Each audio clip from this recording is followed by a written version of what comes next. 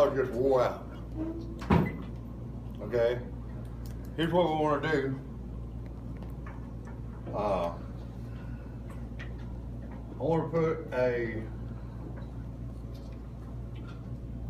want everybody to visualize your born date.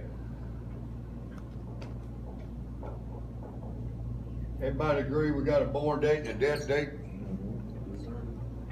What we want to do is we want to get honest with ourselves. Honesty is the foundation stone to good character or godly character. We talked about that in the big book, page 218. So when I put the B up here, it stands for the big book. And when I do the TT, that stands for the little 12 and 12 you got, okay? I use the AA big book and the AA 12 and 12. That's what we want to do is we want to review our scorecard in the game of life. Before we get started, we want to say the serenity prayer, okay? And here's what I want y'all to think about, what we're really praying for. We're asking God to grant us the serenity to accept. What I want to do is I want to put this down here, the realities of life.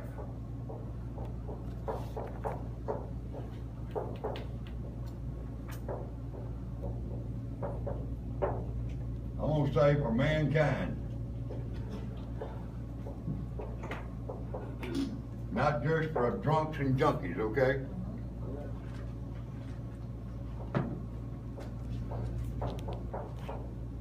What we feed our mind, I'm going to put focus up above it. What we feed our mind, we become. And I'll break that down and we'll get a little illustration of that in a little bit. What we become,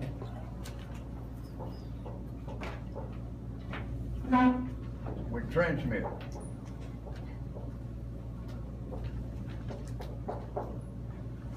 And what we transmit,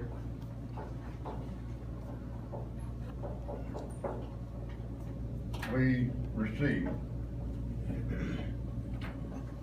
So it's all a setup. So we say, God grant me the serenity to accept the realities of life. God grant me the serenity to accept my present circumstances being the way they are. God grant me the serenity to accept people I cannot change, circumstances I cannot change. And what you can't do is go back and turn back the hand of time and relive what you've already gone through. Okay? We're going to keep it basic and simple. The truth of the matter is, time is a gift.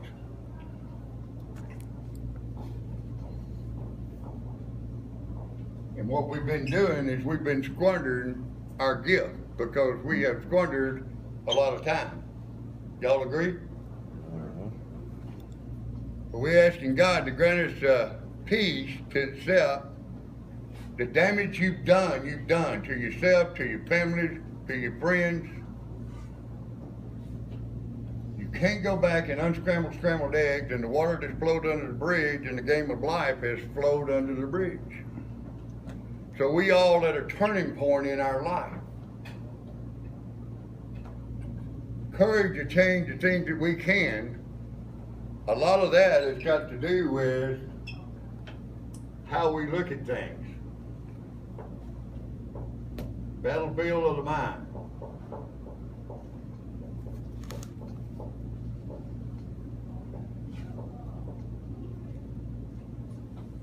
We got a worldly point of view.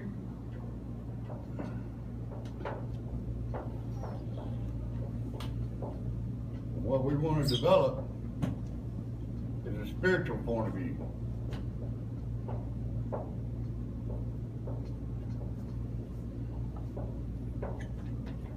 In other words, we got the desires of the spirit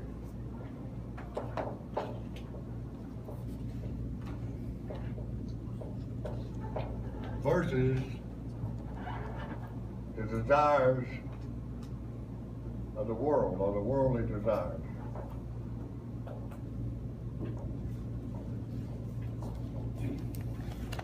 Our worldly desires come from our instincts.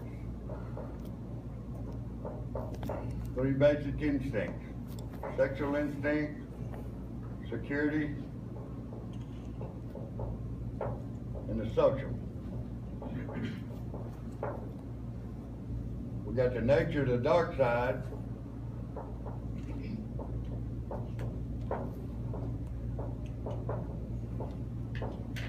versus the nature of the light side.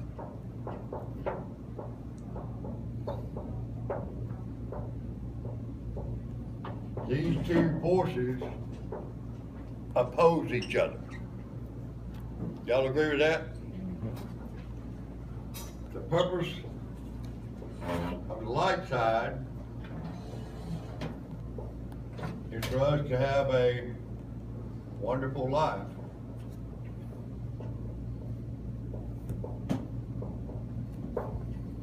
That dark side don't want us to have a wonderful life.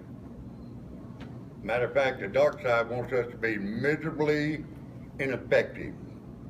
How many of y'all been miserable for a long time? Okay? So let's say the Serenity Prayer. Let's do the we version of the Serenity Prayer. Let's have a moment of silence and say the Serenity Prayer, but think about what you're praying for. Encourage things, change the things that you can. What we're praying for ultimately is wisdom. To know the difference between the things we can do something about and the things we can't do anything about. And we want to have peace of mind while we go through this journey called life. Make sense? Moment of silence.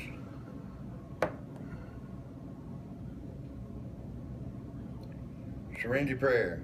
God, grant us the serenity to accept the things we cannot change, the courage to change the things we can, and the wisdom to know the difference. Amen. Just for the day, one day at a time. When you say just for the day, do you really mean that? Let's live in the present. Let's live in the moment. Let's get back in the moment. So what we want to do in reality is we want to be transformed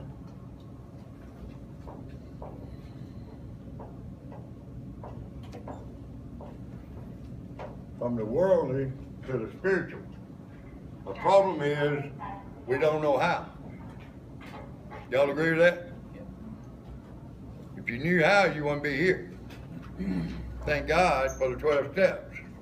They're going to teach us precisely how to overcome the dark side, which in reality means we got to break some old habits that we developed a long time ago and develop some new habits.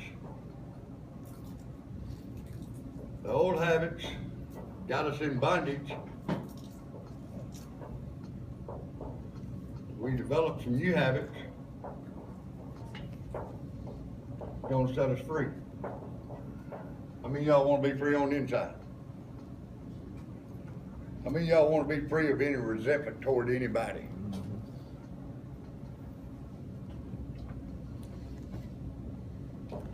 That dark side wants us to focus on worldly things and wants us to put our faith in the world and the things of this world, or wants us to focus on everything being bad.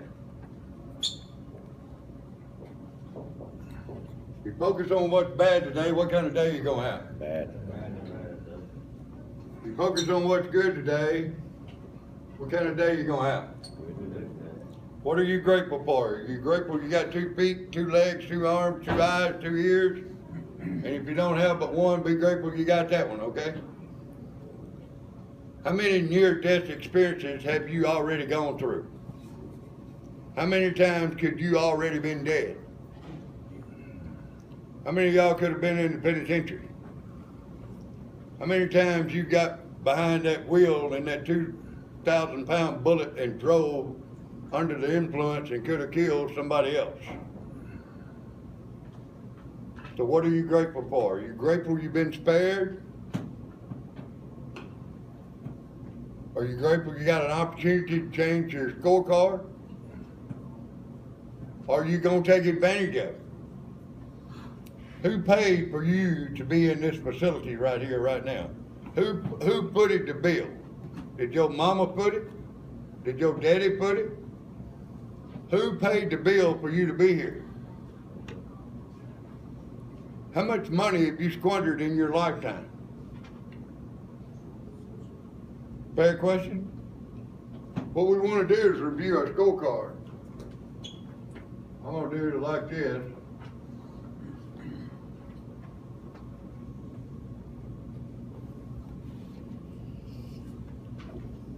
Priority.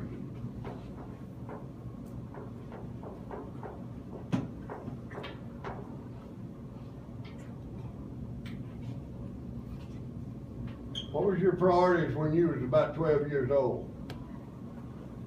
Everybody reflect back. Sports. Girls.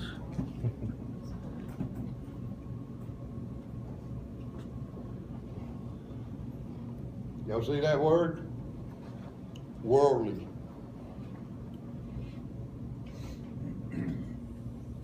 What was your priorities when you was in the 9th grade? 10th grade? 11th grade?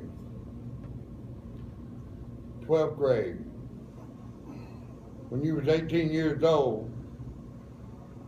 When you was 20 years old? I'm going to say in the game of life, we're going to liken it to a pro football game. I'm going to say if you're 15 to 20 years old, your first quarter is over with in the game of life for the most part. Can we agree with that? What was your priorities when you were 25, 30,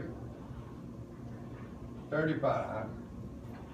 40. I'd say if you're around 35 or 40, you probably, maybe at best, halftime. How many of y'all agree with that?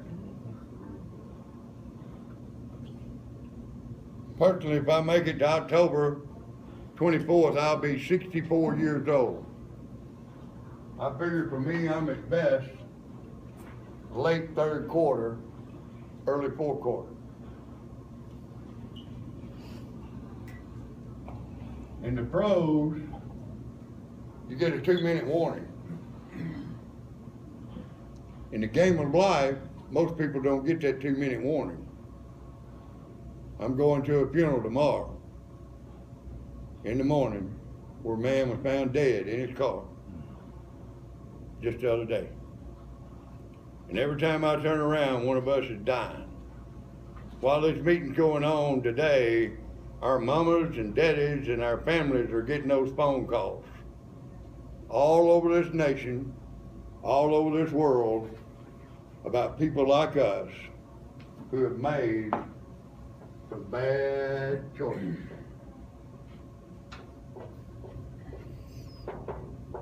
Because we've been running on self-will.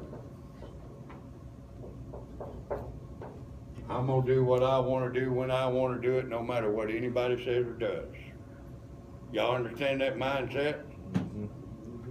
Y'all know what that is? That's a bad attitude. It ain't nobody else's business. Now, who wants you to have that mindset but the dark side? So this selfish,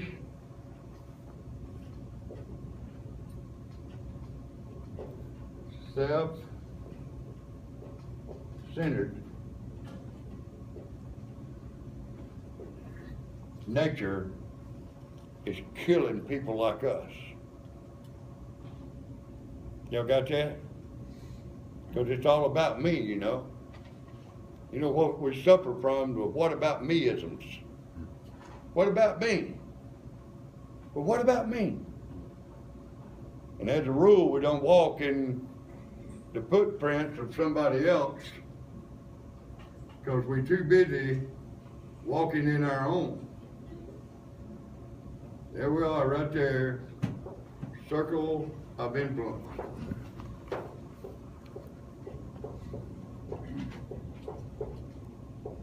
How many of y'all believe we're influential people?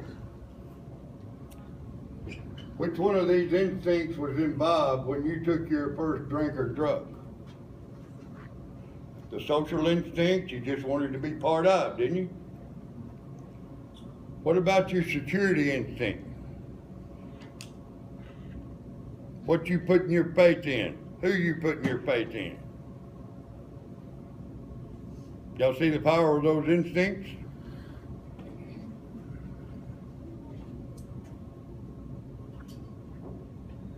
What were your ambitions? What have your ambitions been, and what are they presently? What's your objectives in life? Weren't we taught we need to have goals? Weren't we taught that those goals need to have value? Most of us, I don't know about y'all, but I wasn't taught about motives. I didn't find out about motives until I come to the 12-step program. What motivates you to say and do what you do? I'm going to say it's going to go down to this one word right here, desires. You know what happens when those desires start making demands on other people? Those demands turn into defects.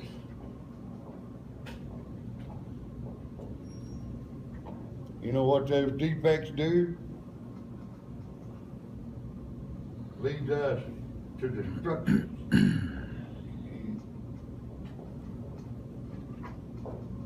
It leads us to death. Y'all see that? How many of y'all were taught about your God-given senses in grade school? What was the God-given senses that we were taught about in grade school? Was it hearing? What was it? Hearing, seeing, smell, feel. Taste?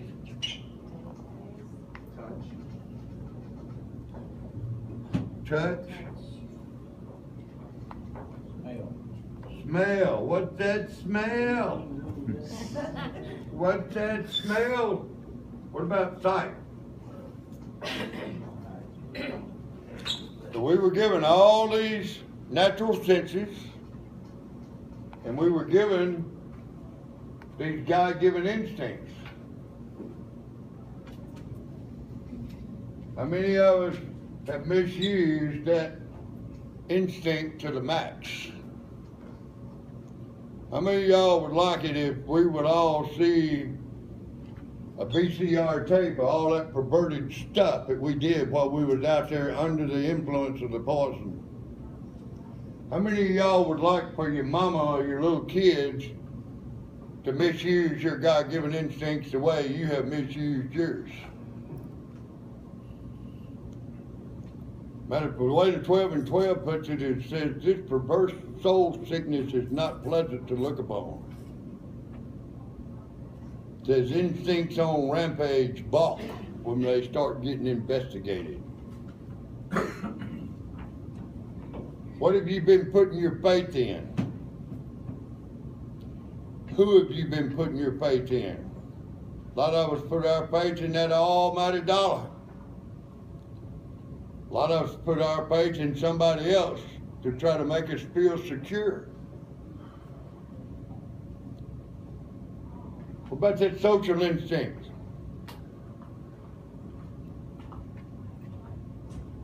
Well, I'm not a drug addict, I'm an alcoholic. Well, I'm not an alcoholic, I'm a drug addict.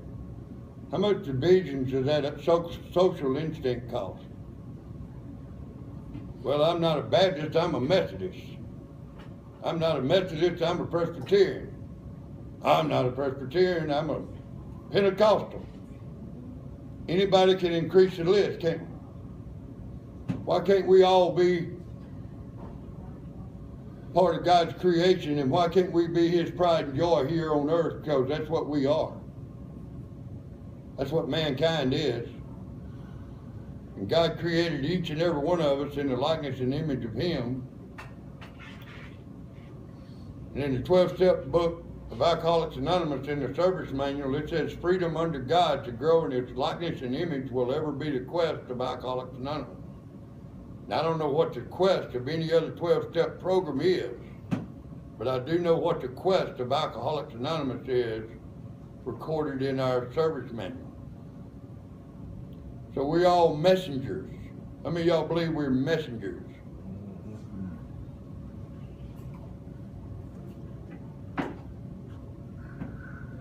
So we got the worldly versus the spiritual.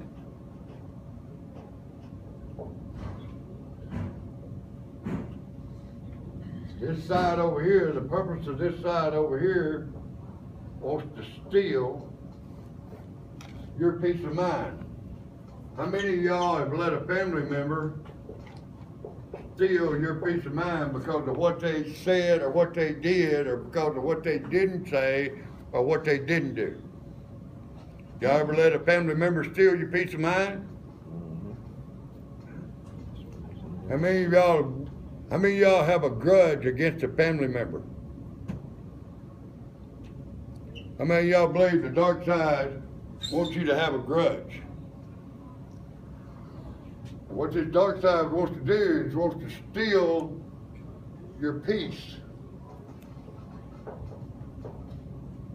That's why we ask God to grant us the serenity to accept.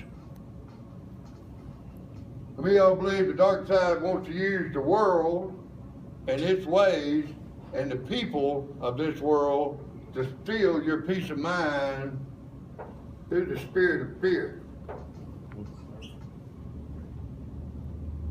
Matter of fact, the big book says fear ought to be classed with stealing. It seems to cause more trouble. How many of y'all believe that dark side wants to kill us? The big book says we must be rid of this selfishness. We must, or it kills us.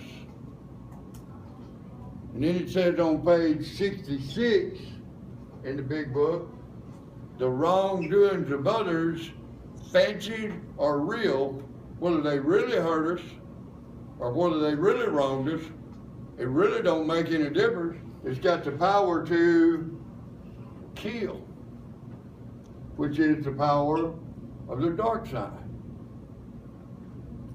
Then it says resentment is the number one offender. It destroys.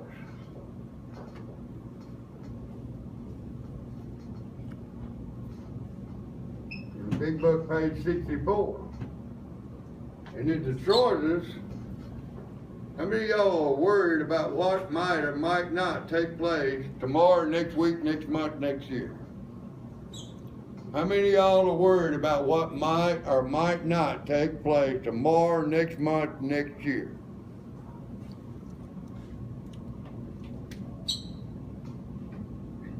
The truth of the matter is you don't even know if you're going to be here tomorrow or not.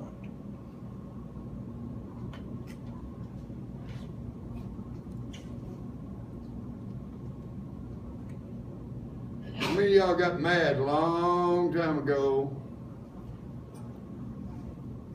because you were violated in some kind of way? Verbally, physically, mentally, and you've been mad for a long, long time. Financially. Huh? Financially too. Yeah, financially too, okay?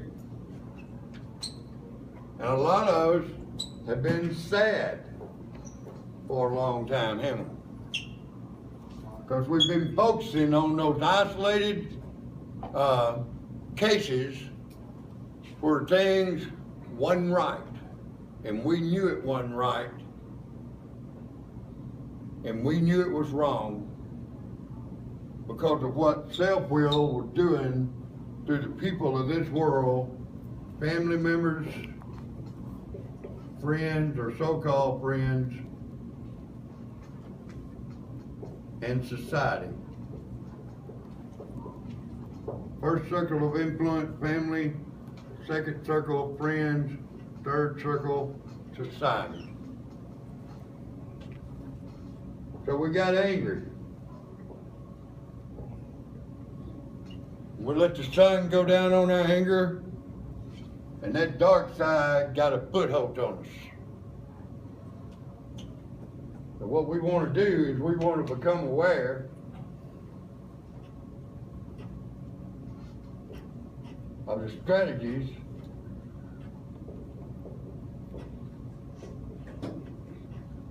of the dark side. How many of y'all are tired of being outsmarted by the dark side?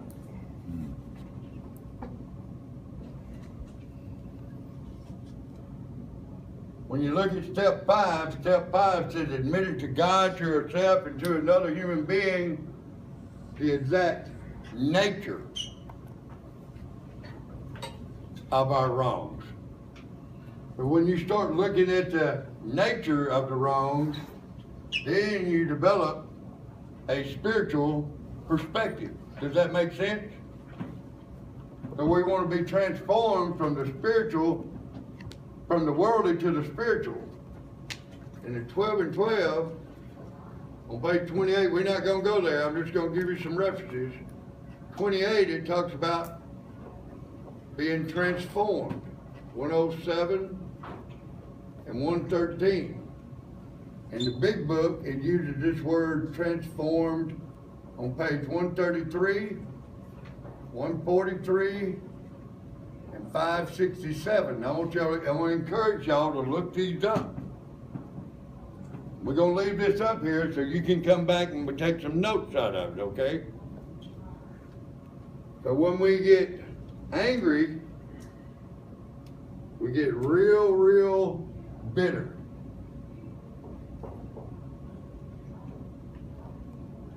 So bitterness, guilt, shame, remorse overpowers us because we're operating in the natural realm and we can't overcome this side without this side. Y'all got that? In other words, we have to have God's help. That's the realities of life, and there's no way around it, whether you like it or not.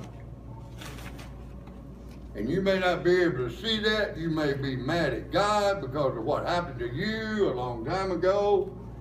And here's what this dark side wants you to do. This dark side wants you to blame everybody else, and he wants you to be a victim. God says, I want my people to have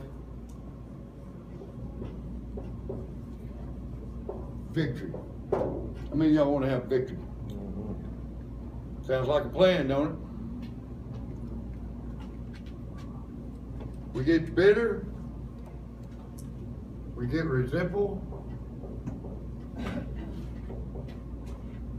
We start feeling sorry for ourselves. We get depressed.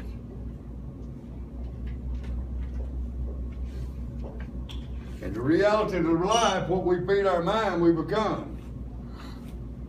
So here we go. We start feeding that old spirit of fear. Word to death. We're mad. We're sad. We're angry. We start feeding our mind all this poison. We get bitter, and that bitter seed hits that fertile soil of pride. I'm gonna get even with you. I'm gonna get even with you. I'm gonna get even with you. How many of y'all have tried to get even with somebody in that realm?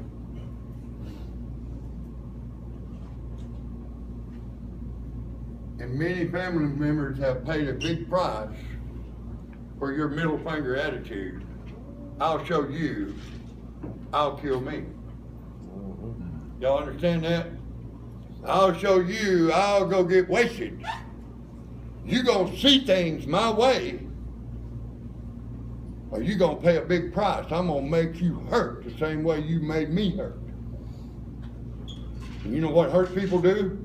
Hurt people. They hurt people. You know what spiritually blinded people do? They throw stones at spiritually blinded people. And everybody's getting hurt. Because we're not hitting the target we want to hit. We're hitting all these other targets plus the target. And it gives us some kind of perverted, sensational pleasure knowing that we're hurting somebody else, even though it's costing us our life. Make sense?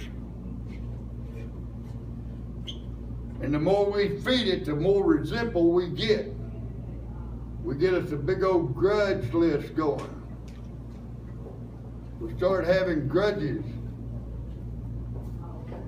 against family members, against friends, and against society because we say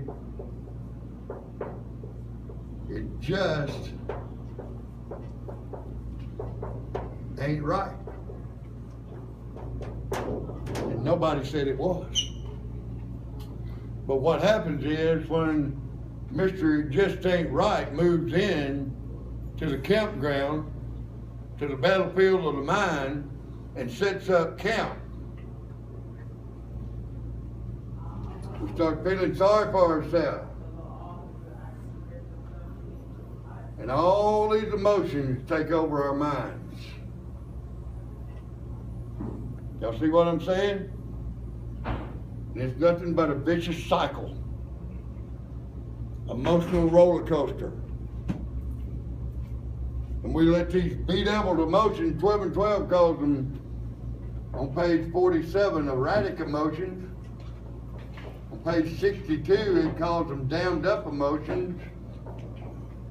And on page 78, it calls them bedeviled emotions. And all these emotions take over our mind. And we can't see the forest for the trees because we're blinded by all these emotional disturbances. And we shout from the hilltop, it just ain't right, it just ain't right, it just ain't right. And when it just ain't right moves in, peace moves out. And we can have no peace until we get rid of this garbage. So the beauty of the steps are to help us uncover, discover, and discard this and replace it with the good side. Because as a rule, at the present point in time, as we stand at the crossroads in the game of life, we've been starving this side and feeding and fanning and nurturing this side. And the more you feed it, the more you fan it, the more you nurture it, you feed it spiritual food that's unhealthy for you, it's unhealthy for your family, it's unhealthy for friends, and it's unhealthy for society. And what we want to do is get well. Make sense? Mm-hmm. This is just simple truth, realities of life. Because the more you feed your mind all this poison, you become it. What goes around comes around. And when you become it, you transmit it. And when you transmit it, you receive it, and you can't get around that. And if you keep on doing what you've always done, you're going to keep on getting what you've always gotten. It's if you think it's bad right now, you ain't seen nothing. I've been coming up here for a long time. I've been going to jail since '96. I've been going to treatment center since the spring of '97, and I've been going to prison since 1999. And I see people that sit in these very rooms inside those prisons in Parchman, in Marshall County, and different satellites, and they say, man, I wish I'd have listened. I wish I'd have listened. I wish I'd have listened. Why is our success rate so low today when it was so high back in the day? It's because we got away from the basics. And we started listening to other people instead of following what was in this book. This is a journey into the truth, spiritual liberation. We want to be informed about the truth. And the truth of the matter is, you can get caught up in I'm a drug addict, I'm an alcoholic, I'm a this, I'm a that, I'm a whatever. But the truth of the matter is, in simplicity, you're either an agent or a representative for the dark side, or you are an agent or representative for the light side. How many of y'all believe that?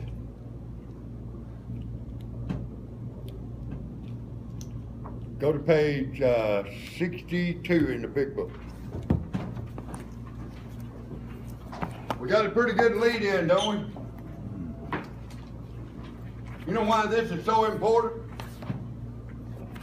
In the 12 and 12 it says the effectiveness of the whole AA program will rest upon how well and earnestly we've tried to come to a decision to turn our will and our life over to the care of God. So what brought you up to step 3? One good look in the mirror ought to be convincing enough. It don't take a brain surgeon to figure out that your life is unmanageable. It don't take a brain surgeon for you to admit and accept that you're powerless over alcohol, drugs, or the dark side, if you prefer. Call him cunning, baffling, and powerful, whatever you want to call it.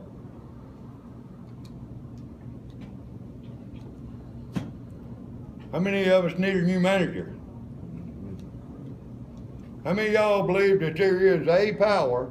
Y'all look up at that step. You see that singular A, and you see that power capitalized? Greater than yourself that can restore you to sanity. How many of y'all believe that some man can restore you to sanity? How many believe that you can be restored to sanity with your human resources?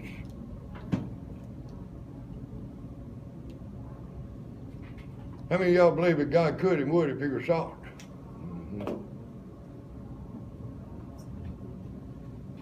And a lot of times, you can just believe in the program if you're having a hard time with God. But that's faith of a mustard seed. That's enough faith to start with. If you go to healthy meetings, you can believe in the power of the group. But if you go to unhealthy meetings, you're still going to be believing in the wrong power. There's a lot of unhealthy meetings around here. I can promise you it is. This ain't no social club, okay?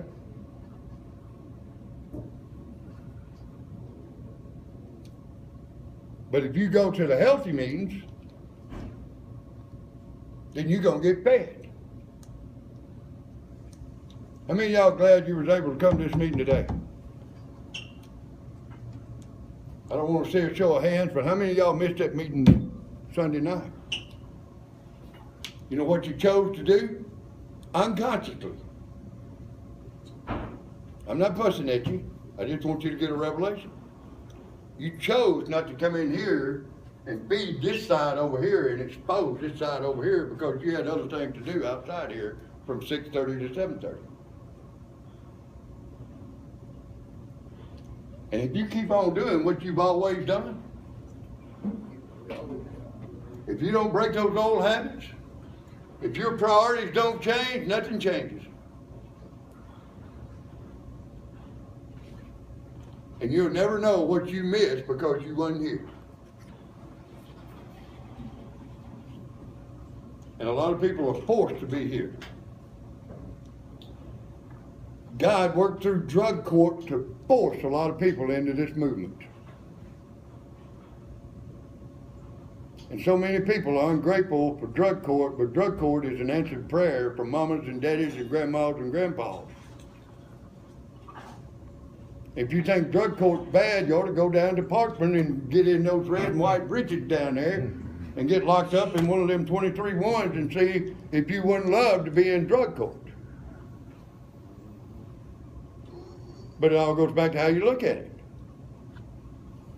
And I'm not saying it's easy to be in drug court because you have to do this and you have to do that. And truth of the matter is you got to break the old habits and develop new habits and you got to learn how to be responsible.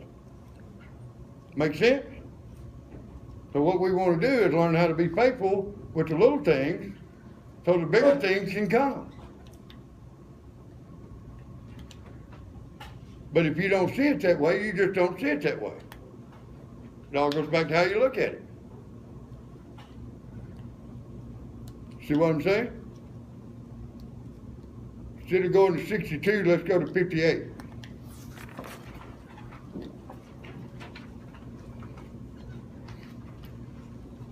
Where he said our stories just closed in a general way what we used to be like. Y'all see that? What happened and what we're like now. If you have decided, whose decision is that? It's yours. You know why? It's your life. It's your life that you are accountable for. If you have decided that you want what we have, you know what we have? The gift of life, the gift of choice, new life, new freedom, new happiness. You know what happens when you come in here and decide to do this way of life? You give yourself the biggest raise you've ever given yourself in your life. Because you stop squandering all that money and all that time that you've been squandering trying to be satisfied in the natural. And if you're trying to be satisfied through the natural instincts, you'll never be satisfied. Because that can't bring you satisfaction. It can only bring you moments of pleasure, and then here comes the pain and the shame and the heartaches. Y'all understand what I'm saying?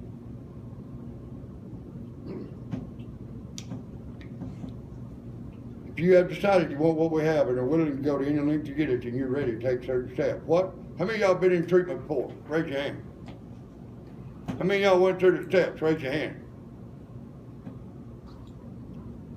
Why didn't you go through the steps? We bounced from one treatment center to another treatment center to another treatment center, from one jail to another jail, and we'll do everything in the world but go through those steps. Or take those steps. They are a gift.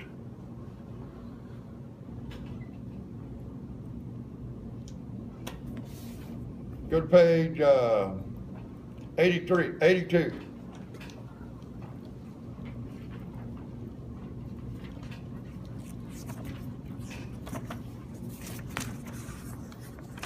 Last paragraph. Where it says the alcoholic. Don't say this don't apply to me because I'm not an alcoholic, okay? The drug addict, I'm gonna say the self-centered human being. Can we umbrella the world in it? It's like a tornado roaring its way through the lives of others. Whose life have you roared through? Whose hearts have you broken? Sweet relationships are dead. Affections have been uprooted. What's the next line in the book? Selfish and inconsiderate habits. Selfish and inconsiderate habits kept the home in turmoil. When's the last time you walked a mile in your mama's shoes or your daddy's shoes?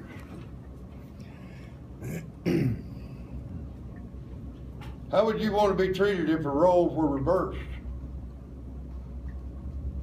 How many of y'all believe you kept your mamas and daddies up all night long, walking and pacing the floor? Day in, day out, wondering when they're going to get that phone call.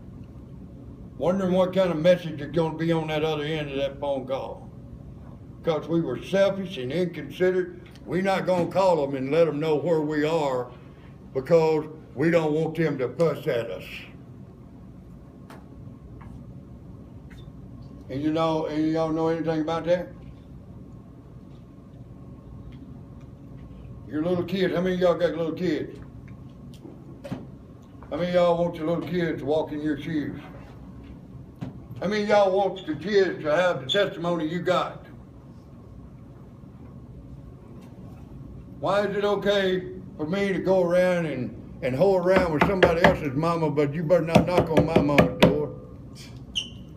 Why is it okay for me to hoe around with somebody else's sister, but you better not come knocking on my sister's door? Why is it okay for me to hoe around with somebody else's daughter, but you come over to my house, it's gonna be a different story. Why is it okay for me to hold around with somebody else's wife, but you come over to my house and it's gonna be 357 time and we're gonna do that?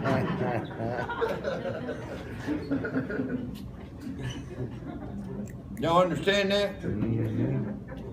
Rationalization, self-justifications, alibis, and excuses for why I behave the way I do because of.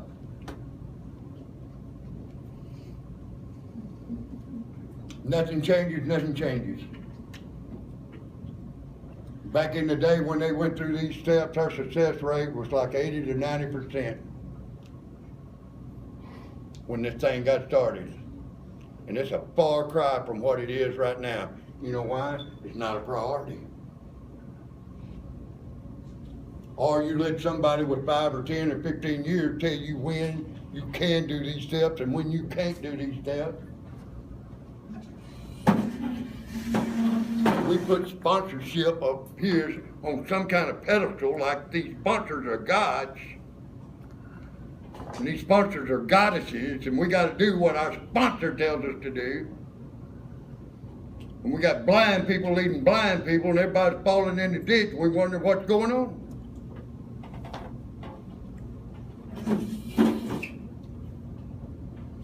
Well, my sponsor said, well, what did the book say?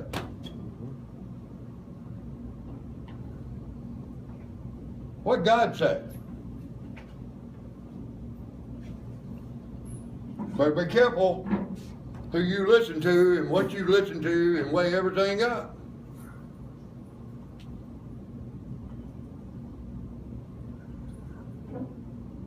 It's real easy to be led somewhere where you don't belong. It's real easy for you to get caught up in your drug of choice.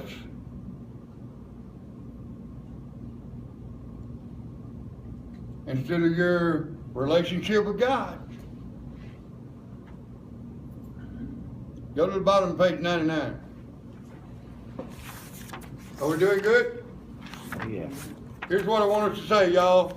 We can beat this deal. How many of y'all believe we can beat this dark side in this game? We got to get in this game mode. How many of y'all want to beat this? How many of y'all want to overcome that side? We can do it, y'all. We got to rally together, hang together, and overcome together. In order for us to come together in full strength, the thing that's causing the division has to stop. One group talking about another group, one movement talking about another movement, one church house talking about another church house. God's not divided. United we stand, divided we fall. And in order for us to be united, we got to stop doing the things that's causing the division. The grumbling, complaining, and fault finding. Focus on our own spiritual demonstration. Let everybody else do what they've got to do, and you set a good example yourself. Sound like a plan? Working with others. Bottom of page 99. Where it says, remind your prospect. Y'all see that? I'm going to say, remind the people at the Haven House in Oxford, Mississippi, that their recovery is not dependent upon people. What part of that don't we understand? Your recovery is dependent upon your relationship with God. Go back to page 62 now. Man, I wish we had more time. We're about to run out of time. Been a good meeting, y'all. Y'all been good. Y'all been very attentive. I believe y'all heard some stuff. It's going to transform your life. That's what we want to do. We want to keep hearing. We want to keep hearing stuff. It's going to transform our life.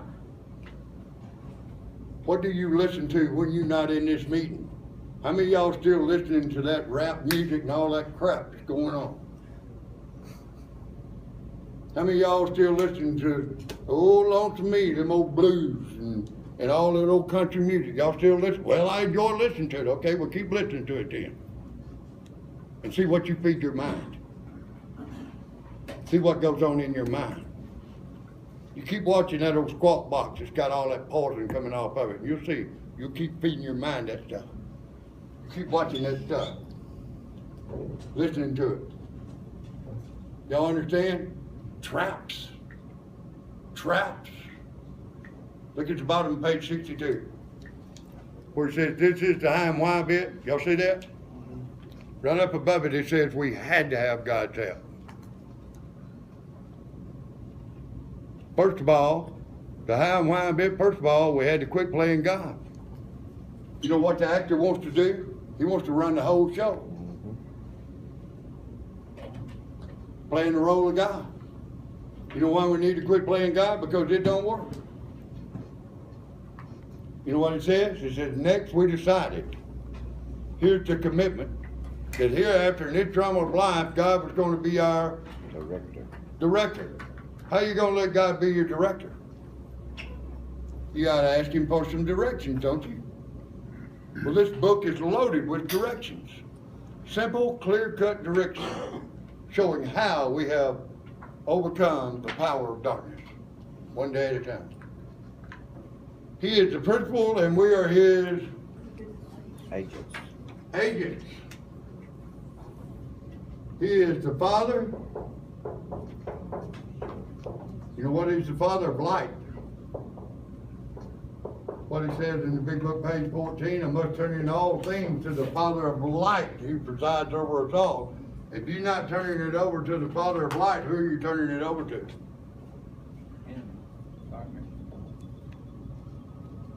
He is the principal, we are his agents, he's the Father, we're his children. Clear recognition of what and who we really are, far and above being a drunk and a junkie. How many of y'all can I get an amen on that? Amen. Now you gotta ask yourself, who's your daddy? Or maybe who do you want your daddy to be from this day forward? It says most good ideas are simple, and this concept was the keystone of the new and triumphant arch, meaning victory, through which we pass to freedom. If he's the principal and we're his agent, and he's the father and we're his child, don't we need to find out what the Father wants us to do so we can be a good agent for him? How many of us have been a good agent on this side for a long period of time? What kind of benefits did you get from it? Top page 63. No, let's don't do that. Let's go to page 88.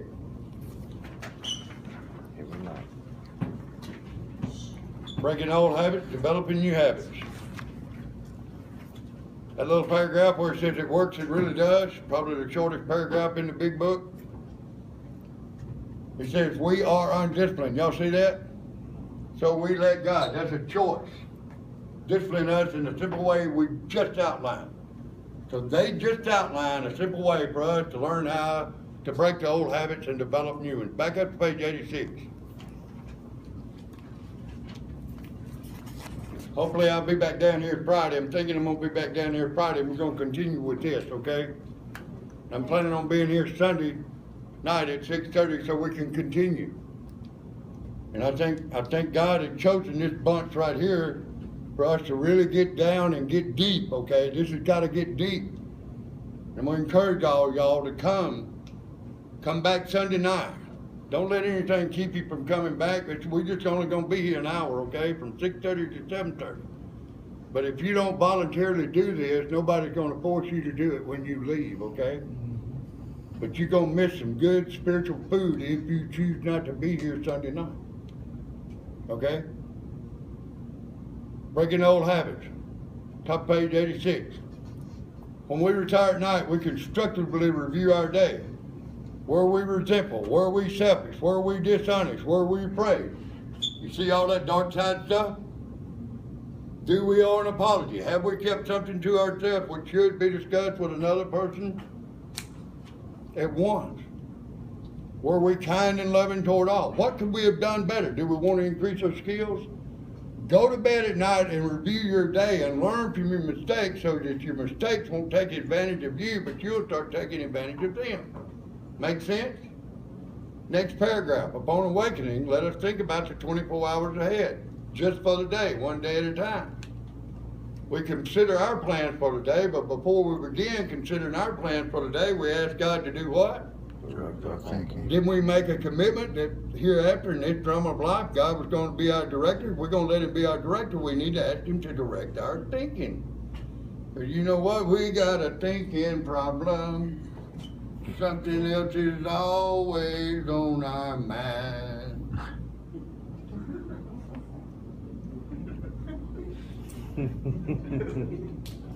Y'all gotta have fun. Simmer down, son. Simmer down, son.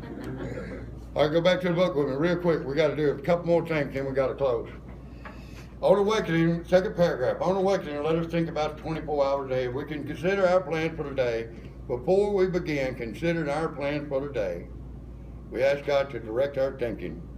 We ask especially that our thinking be divorced from self-pity, dishonest, which is the heart of it. That's where the father of lies operates. Self-seeking motives. Under these conditions, we can employ our mental faculties with assurance that faith.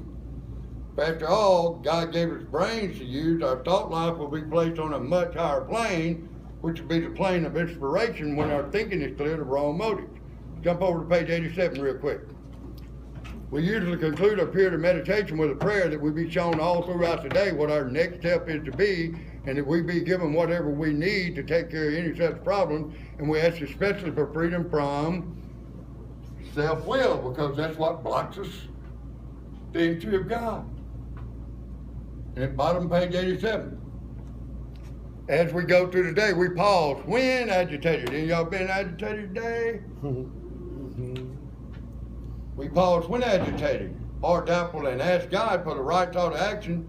We constantly remind ourselves we're not running this deal. Humbly saying to ourselves many times each day, thy will be done. We're then in much less danger of worry, anger, self-pity, excitement, foolish decisions. We become much more efficient. We do not burn energy foolishly as we did when we were trying to arrange life to suit ourselves. It works, it really does. Go to page 164 and we're closing out. And the reason I like, what I want to do is I want y'all to see how powerful what's in this literature is. There's some powerful stuff in this literature. Second paragraph, where it says a book is meant to be suggestive only. On this one page, yourself is mentioned 25 times. He, him, God's mentioned 10 times on this one page. Our book is meant to be suggestive only. We realize we know only a little. God will constantly disclose more to you and to us. Ask him in your morning meditation what you can do each day for the man who is still sick. That's your circle of influence. The answers will come if your own house is in order. We get our house in order by going through the steps. But obviously you cannot transmit something you haven't got. Personal responsibility. See to it that your relationship with God is right. And here comes some promises. And great events will come to pass for you and countless others. This is a great fact for us. So the whole deal in a nutshell is what we're fixing to read right now. Look at it. Abandon yourself to God as you understand God. Let me say this. No two people on the face of the earth have the exact same understanding of God. No two people on the face of the earth have the exact same conception of God. I got 3 daughters, 1 son. Each one of them have different conceptions of dad. Each one of them have different understandings of dad. I'm still dad. They still my children. Same principle applies to us here on earth. Don't get that confused and act like you can make up any kind of God you want to. You can, but it ain't beneficial, okay? Abandon yourself to God as you understand God. Admit your fault to him and to your fellows. Clear away the wreckage of your past. Give freely of what you find. You're going to find some undreamed rewards. And join us. We shall be with you in the fellowship, capitalized, of the Spirit, capitalized, and you will surely meet some of us as you trust the road. And that means walk with purpose. The road of happy destiny, and that means we want to enjoy the journey while we go into our eternal home. Final destination. May God bless you and keep you until then. Let's circle up.